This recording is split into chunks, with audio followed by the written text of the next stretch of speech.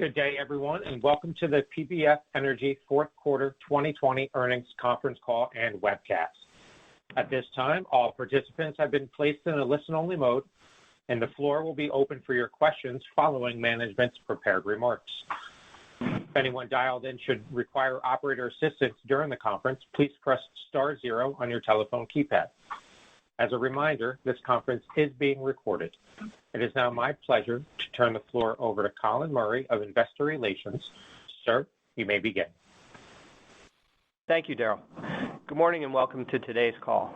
With me today are Tom Nimbley, our CEO, Matt Lucey, our President, Eric Young, our CFO, Tom O'Connor, our Senior Vice President of Commercial, Paul Davis, our President of Western Region, and several other members of our management team. A copy of today's earnings release, including supplemental information, is available on our website.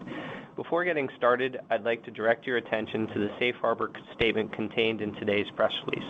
In summary, it outlines that statements contained in the press release and on this call, which express the company's or management's expectations or predictions of the future, are forward-looking statements intended to be covered by the safe harbor provisions under federal securities laws.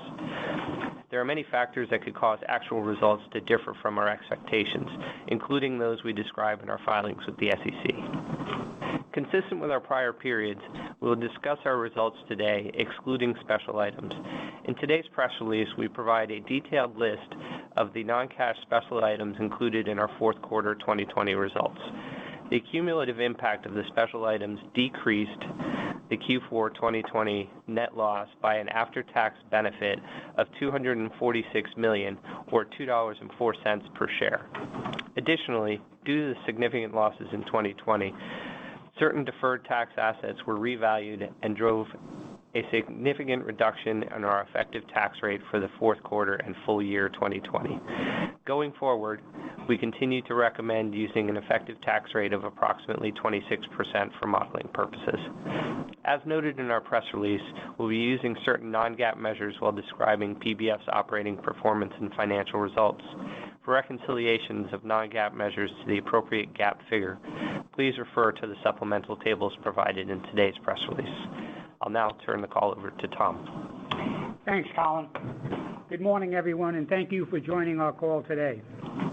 While we are starting to see some improvement overall, the pandemic continues to wreak havoc on families, communities, and businesses globally. PBF was hit hard by the pandemic, and our employees dealt with many hardships at home and at work. Our employees, contractors, and business partners operated under enormous pressure during the year, and their resilience allowed PBF to operate safely and reliably through what has hopefully been the worst of the pandemic. The demand destruction experienced by the industry is unprecedented in its severity and duration. Our immediate response was to ensure the safety and security of our people and our facilities. On top of the normal challenges presented by our 24/7 operations, the demand destruction for our products required PBF to operate our assets at lower rates than we had ever attempted over an extended period of time. Beyond our immediate response to the pandemic, PBF embarked on a strategic review focused on driving efficiency in all areas, including our refineries, logistics assets, systems, and corporate back office. We focused on reducing costs, eliminating redundancy, improving processes, and determining the appropriate configuration and path forward for the company in order to create a stronger base business. Ensuring the company was financially positioned to operate through the pandemic was a top priority. We raised approximately $1.8 billion to provide the company with the liquidity required to weather the pandemic and stabilize our financial footing. As a result of our strategic review, we reconfigured our East Coast refining assets to operate as a fully integrated system, allowing us to maintain the most profitable aspects of each business while idling redundant capacity, which should result in $150 million in annual operating and capital expense savings. We expect initial results of our ongoing cost reduction programs will generate an incremental $100 to $125 million in operating expense savings for the rest of our refining system. In total, our cost reductions in 2020 resulted in over $700 million of savings for the year. Our goal is to make our business more cost competitive, ensuring that all of our assets remain safe and reliable and are positioned to ramp up rates as demand for products improves. We do believe that market conditions are improving. Lower utilization rates in 2020, while operationally challenging, meant that supply and demand were reasonably well matched following the initial surge in inventories last spring. By the end of the year, inventory levels were relatively in line with the normal 5-year historical ranges. We are not out of the woods yet, as the pandemic continues to dominate our lives and business, but we are seeing positive signs.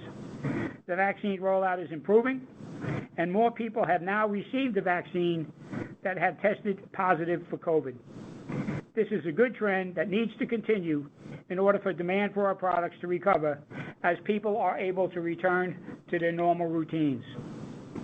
We will continue to solidify the savings and operational improvements we've made over the course of 2020, and we anticipate that the fruits of our labor will show as the recovery gains momentum.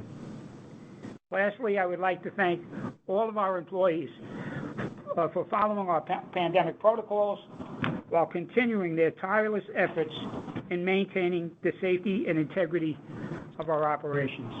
And with that, I'll turn the call over to Matt. Thanks, Tom. As Tom mentioned, the demand destruction required us to take aggressive action to navigate 2020 and, more importantly, to improve our competitive position for the long term. We aggressively targeted cost reductions and operational excellence in 2020. As part of that ongoing effort, it is now incumbent on us to cement that cost discipline as we continue to look for efficiencies across our system. On an apples-to-apples basis, assuming normalized throughput, we have permanently reduced our cost structure by 50 cents per barrel across our system. Of note, the 50 cents takes into account a reduced denominator as the result of the East Coast reconfiguration, which equates to an achieved expense reduction of over $200 million. In the fourth quarter, we ran our refining system at just over 675,000 barrels a day in total. Until demand picks up, we will continue to operate at reduced rates. We believe that the global industry rationalization was necessary and will likely continue. PBF participated in this effort with our East Coast reconfiguration. As of 12/31, the reconfiguration is complete. Obviously, anytime there's a loss of jobs and shutdown of units, it becomes a very difficult working environment. But the people at Paulsboro distinguished themselves as the consummate professionals, as everything was done safely and in line with our expectations.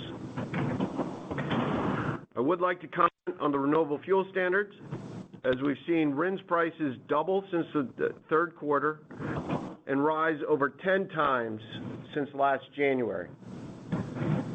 The RFS remains a broken program, which brings specific harm to independent merchant refiners like PBF.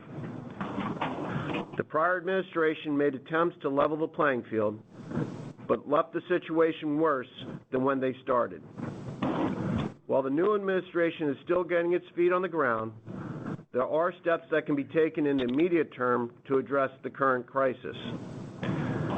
PBF is actively engaged in addressing the immediate steps as well as long-term solutions for the RFS program. We look forward to working with all the constituents on promoting a fair and balanced program that levels the playing field and does not disadvantage domestic merchant refiners. However, unless the administration and Congress address the program, the unfortunate trends of refinery closures and loss of jobs in the U.S. are likely to accelerate. which will increase U.S. reliance on import fuels, further impacting our energy independence. As I mentioned, there's a lot of work to be done by the EPA in taking comments on proposals in front of it, including proposed economic harm waivers, deciding on SREs, establishing the 21 required volume obligations. Additionally, there are cases in front of the courts in the next couple of months that will give us further clarity on the program going forward. Looking ahead, as we continue to focus on improving our core refining operations, we fully recognize that certain aspects of our business are seeing increased momentum in terms of the drive for cleaner and more sustainable fuels. We certainly believe that cleaner fuels are going to be a part of the future, and PBF will be a part of that evolutionary process. We are committed to producing clean fuels in an economically responsible manner. Today's fuels are the most affordable, abundant, and economic sources of energy for transportation and literally make modern life possible. They are also critical to a strong economy, which is necessary to advance investments in a more diverse energy mix. Refining assets are well suited for supplying a variety of both conventional and renewable fuels. At PBF, we have two distinct pathways to participate in the fledgling renewable diesel market. Number one, all renewable diesel produced in this country, and most of them produced in the world for that matter, has a market incentive to be sold in the state of California. As the owner and operator of two large California refineries, along with proprietary logistics assets, PBF will look to play a significant role to third parties in the distribution of renewable diesel as it enters the state. Number two, with our refining footprint, PBF has a competitive advantage to manufacture renewable diesel. While PBF has viable opportunities to enter the market on the West Coast and the East Coast, Chalmette has unique attributes that distinguish it above our other prospects. Chalmette is well positioned in the Gulf Coast with excellent access to water, rail, and truck logistics. Additionally, Chalmette happens to have an idled hydrocracker with an ample supply of hydrogen that would allow for a 15 to 20,000 barrel a day project, which would be capable of processing any renewable feedstock, to come on stream in half the time and at half the cost as other projects that have been announced in the marketplace. Over the last 3 years, our Chalmette project team has returned 2 other idle process units to service. Those projects were delivered on time and on budget and provide insights and experiences that will be valuable in this exercise. Technical feasibility is ongoing, and we are advancing discussions with potential feedstock suppliers and strategic partners. While we continue to advance this project, it is still in the development stage, and as such, we have not yet gotten to our final investment decision, but are encouraged by the prospects.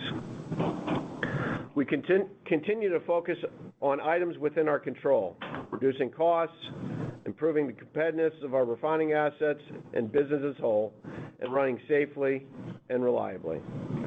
With that, I'll turn it over to Eric. Thank you, Matt. Today, PBF reported an adjusted loss of $4.53 per share for the fourth quarter and adjusted EBITDA of negative $364 million.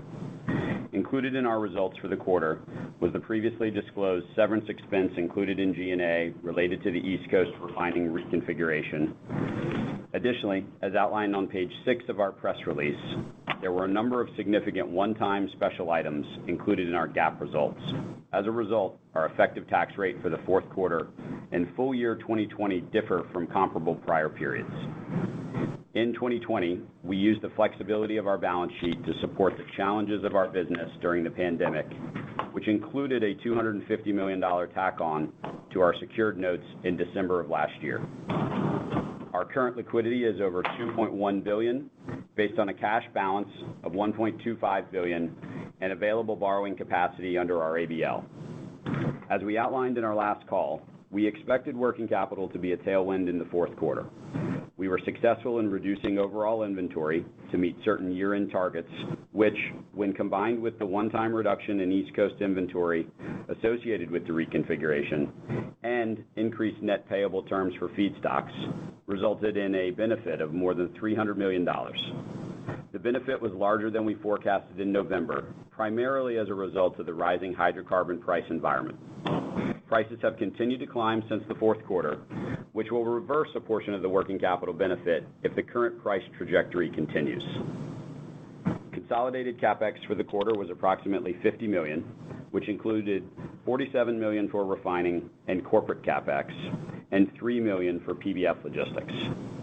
For the full year 2020, our consolidated CapEx, excluding acquisitions, was $394 million. That included $11 million for corporate CapEx and $12 million for PBF Logistics. Our 2021 capital program is designed with intended flexibility, which will allow us to adjust our plans depending on market conditions. For the first half of 21, we expect to spend approximately $150 million in refining capital. Importantly, we have no planned turnarounds or significant major maintenance activity scheduled for the first half of this year. As has been mentioned, we took aggressive action to provide the necessary liquidity for PBF to successfully emerge from the pandemic. Based on the forward curve, assuming a continuing demand recovery, we see a path to positive cash flow from operations during the second quarter. Our top capital allocation priority upon generating cash, following the safety and reliability of our operations, will be to focus on delevering and continuing to strengthen our balance sheet. Operator, we've completed our opening remarks, and we'd be pleased to take any questions. In a moment, we will open the call to questions. The company requests that all callers limit each turn to one question and one follow-up. You may rejoin the queue with additional questions. If you would like to ask a question, please press star one on your telephone keypad. A confirmation tone will indicate you are in the question queue. If you would like to remove yourself from the queue, you may press star two. One moment, please, while we poll for your questions.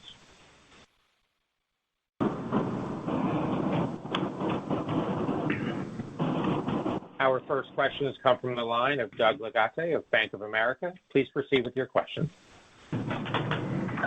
If only that was the pronunciation. Good morning, guys. Happy New Year to you all. And like you guys are navigating a really, really tough environment, and I think you need to be congratulated for the steps you've taken. So we realize it's tough, but we also recognize the steps you're taking. So good luck with the continued efforts there. I do have a couple of quick questions. So first of all, I wonder if you can speak to the cost competitiveness of the balance of the system. You've taken some pretty drastic steps already, but if you look, for example, at the external benchmarking like Solomon and things of that nature, where do you think the PBF system sits today? And are you comfortable with the current configuration, the current portfolio is now viable or sustainable through the balance of the bottom of this cycle? Thanks, Doug, and thanks for the opening comments. We appreciate it. Let me take the last part of this, and then between Matt and I, we can talk about. I'm not a big believer in Solomon, by the way. I must go on the record. Although it does have a great utility, it's better on the operating cost side than it is on the margin side. The last part of the question, we are comfortable with the portfolio. We think we strengthened it significantly with the East Coast configuration. That was a make sense win-win for both parts of the system. Basically, what we did is we kept the strong attributes of Paulsboro with lubes production, very high margin, and asphalt much stronger than I would have envisioned last year, and probably will be the case going forward with infrastructure investment. And we basically eliminated 85,000 barrels of a lower performing fuels operation in Paulsboro and moved some of that over to a stronger fuels operation in Delaware. We've obviously improved the operating cost structure there. Operating costs have been improved significantly in Chalmette and in Toledo. We have work to do still in the West Coast, but the real problem that we have today is utilization. And when you look, and that is going to get solved only when the pandemic is solved, and that is being done, and we can get utilization up every barrel we bring up in throughput, we're effectively doing that on a variable cost basis, so our unit costs are going to come down rather significantly from where we are today. Today is unsustainable. But we are comfortable with the asset basis. We have certainly two of the highest performing and strongest assets on the West Coast. They're not being rewarded right now, but certainly we feel comfortable with those facilities. Yeah, Doug, I would just say what we try to do is present it on a simple basis, because when you talk about expenses and you have different throughputs, it can get very confusing, and especially with fixed and variable costs. So what I try to do is say, okay, when you look pre-pandemic with normalized throughput and post-pandemic with normalized throughput, albeit lower throughput because we've taken out, call it 85,000 barrels a day on the East Coast. Across our system, we're going to achieve 50 cents a barrel. And that includes a pretty substantial increase for insurance expenses. It had nothing to do with PBF. That's because of the global insurance market and wildfires in California and all that goes into that.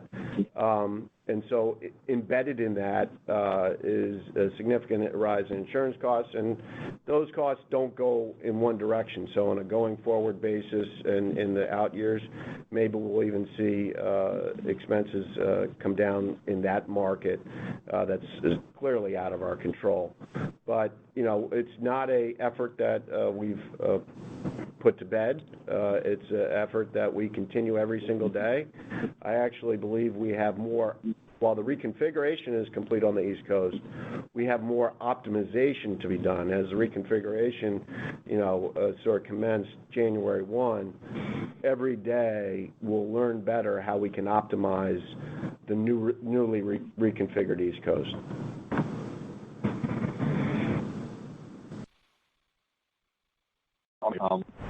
The new administration brings what we can expect next. I just wonder if at a high level, I'll let someone else ask about margin outlook and so on. But we're obviously facing a different outlook, an uncertain outlook in terms of things like carbon tax in particular.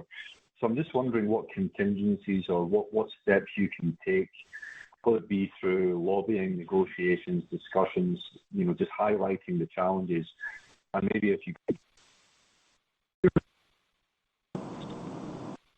Doug, you're breaking up, but in regards to our efforts in Washington, it's an unfortunate reality that it just takes up a significant amount of time. And I will say on RINs, the RFS program is not a partisan issue. It's sort of ag with ag or with traditional energy sources, and so the constituents is not sort of your standard red states, blue states, and obviously Mr. Biden likes to talk about his Claremont union bona fides, and I think they gave a hard one to the represented workforce with XL Pipeline.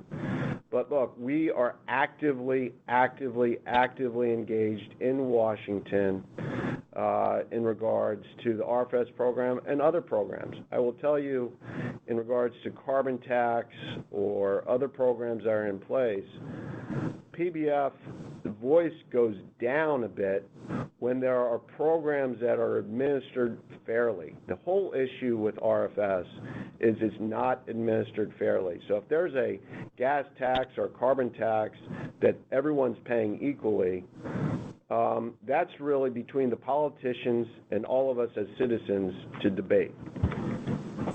Our issue specifically with RFS, it's broken. So you have merchant refiners, you have refiners that have retail, you have integrated oil companies, and you have blenders that aren't obligated parties at all, and all have a different economics because of the way the RFS program was developed and laid out. And so those conversations are very active. And like I said, I believe the EPA minister actually got through the Senate yesterday. And so, I'm sure he's going to hit the ground running. I do believe he, in particular, has a blank slate on this issue coming from the state of North Carolina. It's not something that he's been actively involved in. And so my understanding of him, he's a very reasonable and serious person. And so we look forward to having the discussion with him, but not only him, directly with the administration and with Congress and also with governors. So it's active, and it's sort of rinse, wash, repeat in regards to how the discussions go on, because they've never addressed the program with a long-term fix. Thanks, Phil. Sorry about the connection. I appreciate the answer. Thank you. Our next questions come from the line of Neil Mehta of Goldman Sachs. Please proceed with your questions. Good morning, team.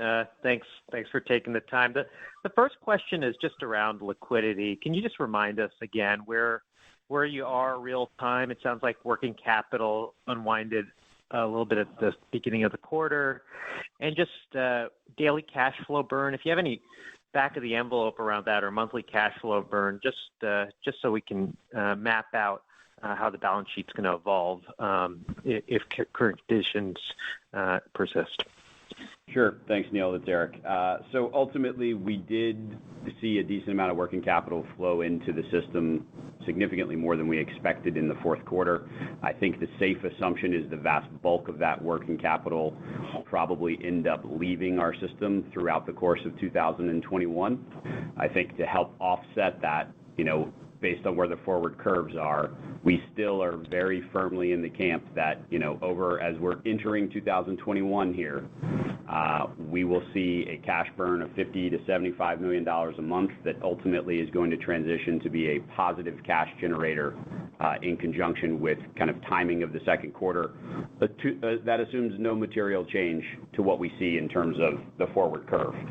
So I think, we lost a bit more money than we originally expected in the fourth quarter. That was offset by working capital, but ultimately the forward curve is starting to behave the way we expected it to, and we do expect incremental demand on a go-forward basis. So I think we're still very much over, this is over a long period of time here. I think we're comfortable saying $50 to $75 million a month, is a reasonable cash burn as we enter the second quarter, and then ultimately, again, kind of midway through the second quarter, we should see things start to flip.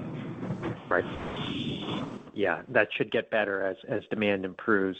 The follow-up is around renewable diesel. You threw out a teaser there for us, Matt, so I wanted you to flesh that out.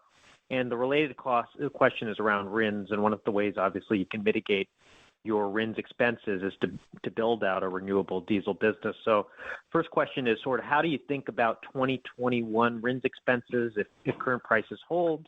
And then the follow-up is what is the strategy around renewable diesel? Can you flesh out some of what you were saying in your prepared remarks? Well, I think it's hard to think about, if RINs are just static. I get it's possible, but I think there's lots to be sort of discovered over the next couple months. And I think sort of all those people that, don't have a dog in the fight sort of recognize that the program is broken. And on top of that, obviously the Supreme Court deciding to look at the 10th Circuit's decision, it speaks unto itself. We'll see what comes of that over the next couple months. So in regards to managing our RIN program, we'll continue to manage it. Obviously, the program has flexibility in regards to compliance periods and things like that, which gives us the flexibility to manage it the best way we see to do that. And that's active, but that's no different than what we've done in the past. The renewable diesel opportunity does. It, obviously what comes with it is RINs, LCFS credits, blenders tax credits. The reality is all those things are needed to make it economic, because you're turning a product that is more expensive because you need to buy a lot of this stuff to get to the BTU content. But that discussion's ongoing. So yeah, it does provide some protection in regards to RINs, but the renewable diesel business has to be able to stand on its own. And in the current environment, it certainly does. And so we think we are uniquely positioned because, again, not only do we have an idled hydrocracker, but we've got all the infrastructure, tankage, logistics that if someone is going to brownfield their way into, makes it much, much more expensive to build. And then also, operating it, we operating synergies as well, because it's you have marginal costs of steam and hydrogen as opposed to a standalone asset. But I think it's important, just as a caveat, you can't double count RINs, but yeah, it certainly will provide RIN protection. And Neil, I think just to put some numbers around the RIN expense, for 2020, we had RIN expense of just over $325 million that flowed through the P&L. So obviously, with the rising price that Matt mentioned in Q4, we expensed just shy of $145 million of RINs, and ultimately for 2021, as we've seen, unfortunately, coming out of DC, we do not know the RVO for 2021, but based on our current estimates, a safe assumption is probably PBF on a net basis should have a RIN liability in terms of number of RINs of around 550 to 600 million RINs. That will obviously move depending on what we do in terms of exports, other strategies that we may employ.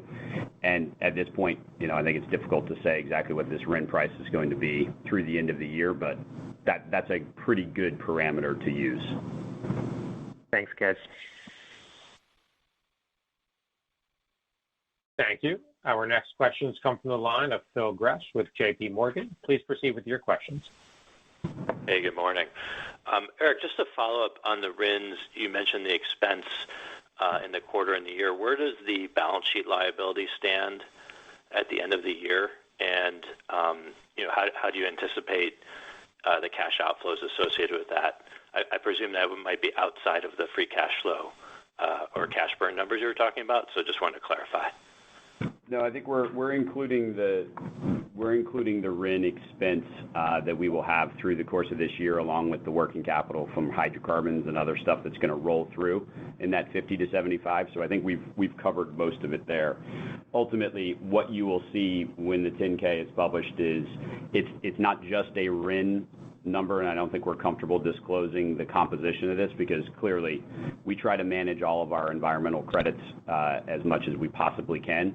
There is some proprietary work that goes into that, so I don't think, again, I'm going back to what Matt said in terms of a RIN price that's increased tenfold in the course of a year.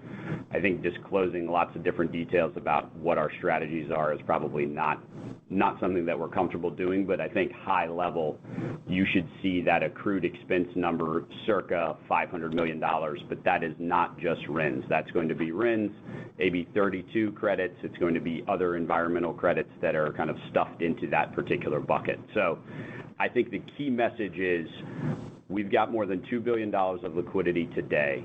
We feel very confident that is ample liquidity. And again, assuming the forward curve comes to fruition as we transition to positive cash flow, while we did generate a significant amount of cash from working capital during the fourth quarter of last year, most of that will ripple back through during the course of this year.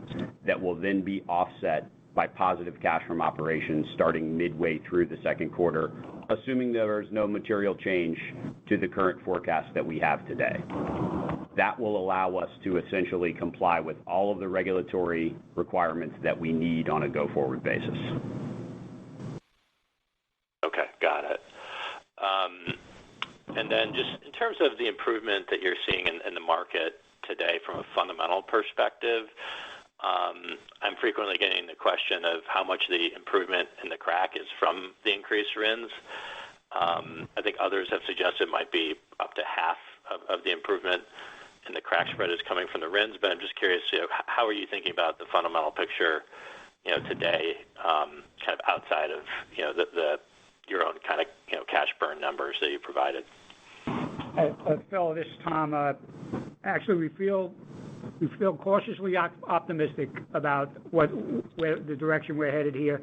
It all gets down to the containment of the virus, and there's been significant improvement in that area. Obviously, we referenced every state in the country now has had more people inoculated with the first dose than they have confirmed cases, and of course that's true for the country as a whole. There's almost 45 million doses that have been jabbed into people's arms versus 27 million people come down confirmed with the virus.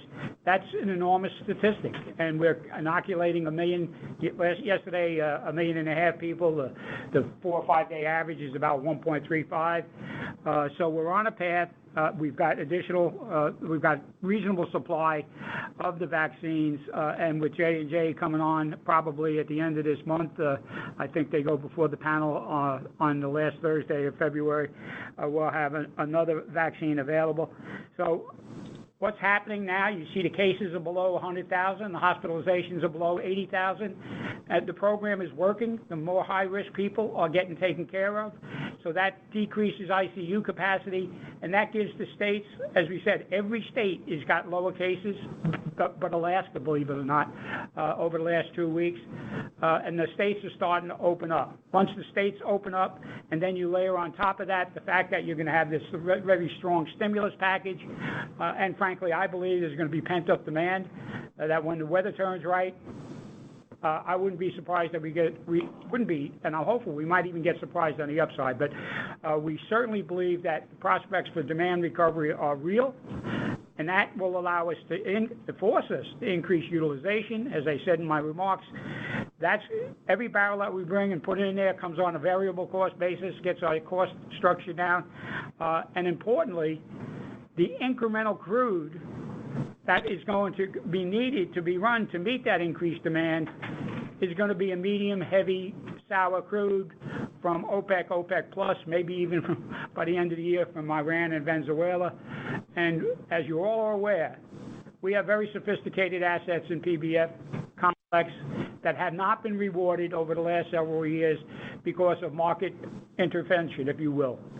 Sanctions against Iran, sanctions against Venezuela, OPEC keeping their crude in the ground, and even Canada curtailing WCS. That is going to reverse as demand recovers, and the incremental barrel is going to be a heavier barrel, a more sour barrel, and we believe that will widen the crude differentials and be a benefit for a system like ours. Thanks for the color. Thank you. As a reminder, if you would like to ask a question, please press star 1 on your telephone keypad. Our next questions come from the line of Matthew Blair with Tudor, Pickering, Holt. Please proceed with your questions. Hey, good morning, everyone. So the EPA has proposed extending the compliance deadline for the 2020 RFS. I think they're talking about moving it to January 31 of 2022. Currently, it's March 31 of 2021. Does this have any impact on PBF? And if so, can you walk us through it? And also, would this affect your cash or liquidity balance if it was not extended? No, to answer the second part first, but to answer, will it have an impact on liquidity if it's not extended? No. Going to the first point, does it help? Yes, because it provides more flexibility in the way we want to manage the program, and not only PBF, but the rest of the marketplace. And so by extending the deadline by 10 months, it just provides more time. And then there's other sort of levers that you can play with in regards to compliance periods as well. So, yeah, I mean, I think it was the one thing that the previous administration left behind that was directionally helpful. I think they obviously failed in that they left the program worse than when they found it, which is the ultimate test. But yeah, the compliance period is directionally helpful, and it provides more flexibility for all the participants. Sounds good. And then I had a couple of clarification questions on the renewable diesel proposal. First, would this impact the existing diesel production at Chalmette? And then second, I think there was a comment that you're looking to run any renewable feedstock. So I just wanted to confirm that means you envision building a pretreatment unit to run the lower CI feedstocks. Thanks. Yes, the project contemplates a pretreatment facility. If we learn anything in the refining business, you need to have optionality on feedstocks, and so that's how we envision the project. To go to the first question, the renewable diesel effort at Chalmette would have zero impact on the remaining refining operations at Chalmette. You would be able to essentially ring fence the hydrocracker and run it as a standalone unit. And like I said, it simply wouldn't have any impact on refinery operations. Great, thank you very much. Thank you. Our next questions come from the line of Carl Blunden with Goldman Sachs. Please proceed with your questions. Hi, good morning, guys. Thanks for the time. In terms of the cash controls, quite impressive when you look at the CapEx that you reiterated here for the first half of 21. I was curious, when you look at how the system is performing with lower investment, how long do you think you could maintain that level of investment before you need to enter a period of catch-up CapEx, right? Just trying to compare the recovery and what that would mean for your cash from ops to a potential increase in CapEx spend as we go into 22. Yeah, we're in good shape for 2021, as I think Eric and Matt both referenced, in that certainly in the first half we have no significant big turnarounds. We have some minor turnarounds in the second half of the year. The CapEx will go up beginning in 2022, but we have got an active program in place to even mitigate that from what we would have done if we hadn't taken the steps that we have. Specifically, what we've been doing, we've been taking advantage of the slack capacity we've got, and in some cases, we're taking equipment down and doing what we would call a squat. If there's a particular issue that one unit might have that would take us down, we're going to go ahead and take it down for a short period of time, take care of that issue, bring that unit back up, and that will allow us to extend the turnaround perhaps another year or even more than that in some cases. So we will see an increase in CapEx. We will see some turnarounds start to come into the play in 2022 and over the ensuing couple of years, but we think we're very comfortable that we're going to be able to manage that. And Carl, I think we've laid out some numbers previously in kind of the $500 to $600 million a year range. Obviously, those are all subject to timing of turnarounds, and I think we've tried to outline for folks a lot of this spend can be rather lumpy depending on timing. If we go back to what we did, essentially a year ago, we were able to move a lot of different pieces around.